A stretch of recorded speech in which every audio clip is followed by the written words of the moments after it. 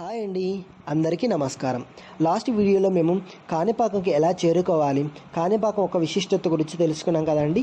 ఇవాళ వీడియోలో మనం కాణిపాకంలోని స్వామివారి దర్శనం ఎలా చేసుకోవాలి, స్వామివారికి ఎలాంటి అర్జిత సేవలు చేస్తారు, అక్కడ ఉన్న ఉపాలయాల గురించి తెలుసుకుందాం. ముందుగా మనం కాణిపాకంకు చేరిన వెంటనే మనం ఒకవేళ అక్కడ స్టే చేయాలనుకుంటే మనకు తగ్గ విధంగా మనం రూమ్స్ తీసుకోవాలండి. అక్కడ మనకు ఉచితంగా కూడా ఉంటాయండి రూమ్స్, లేదా డబ్బులు కూడా ఉంటాయి. మన స్తోమతను బట్టి మనం తీసుకొని అక్కడ స్టే చేయి. లేదు మేము మార్నింగ్ వచ్చేసి ఈవినింగ్ వెళ్ళిపోతాము అనుకునే వాళ్ళకు కూడా వసతి ఉంటుందండి. మీరు వాటికి తగ్గ విధంగా మనం ప్లాన్ చేసుకొని వెళ్ళాలి. మనం దర్శనంకి వెళ్ళే ముందుగానే మనము మన యొక్క లగేజ్ కౌంటర్లో మొబైల్ కౌంటర్లో ఉంచాలి. తర్వాత ఇక్కడ మనము దర్శనాలు 3 రకాలు ఉంటాయండి. ఒకటి ఫ్రీ దర్శనం, ఇంకొకటి శీఘ్ర దర్శనం, మరొకటి అతి శీఘ్ర దర్శనం.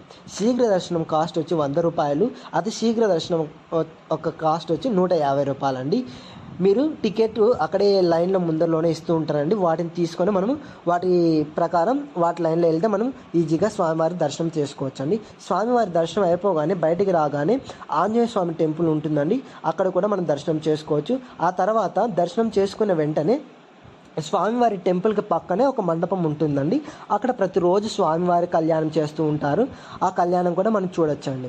తర్వాతే ఆ కళ్యాణ మండపంకి ముందుగానే అంటే కళ్యాణం చేసే మండపంకి ముందుగానే మనకి నవగ్రహ మండపం కూడా ఉంటుందండి. అక్కడ కూడా మనకు నవగ్రహ శాంతి పూజలు కూడా చేస్తూ ఉంటారండి. మనం చేయించుకోవచ్చు.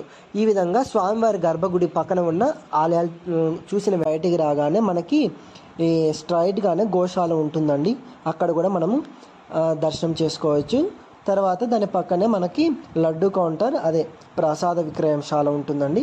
మనకు కావాల్సిన ప్రసాదం అక్కడ తీసుకోవచ్చు. ఇప్పుడు మనం కాణిపాకం టెంపుల్లోని అర్జిత సేవల గురించి తెలుసుకుందాం. తెల్లవారుజామున 4 గంటల నుండి 5 గంటల వరకు సుప్రభాతం, బిందు తీర్థం, అభిషేకం సేవలు నిర్వహిస్తారు.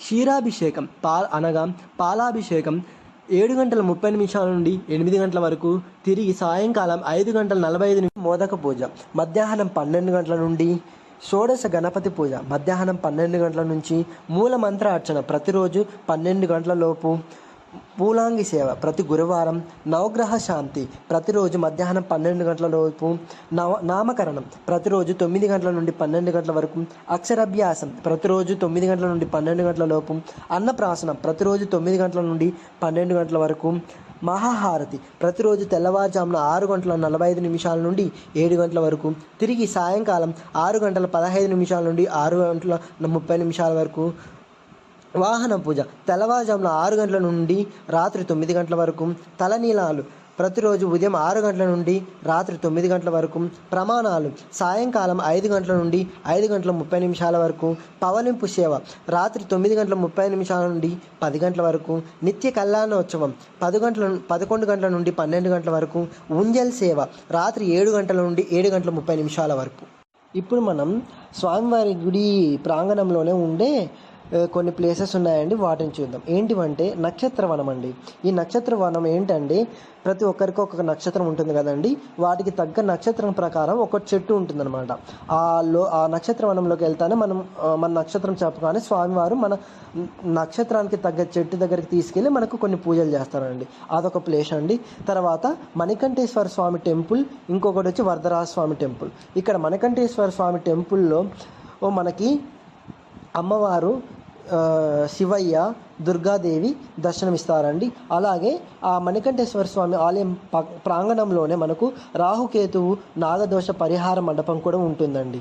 ప్రతిరోజు రాహుకేతు పూజ మనకు అక్కడ చేస్తారండి.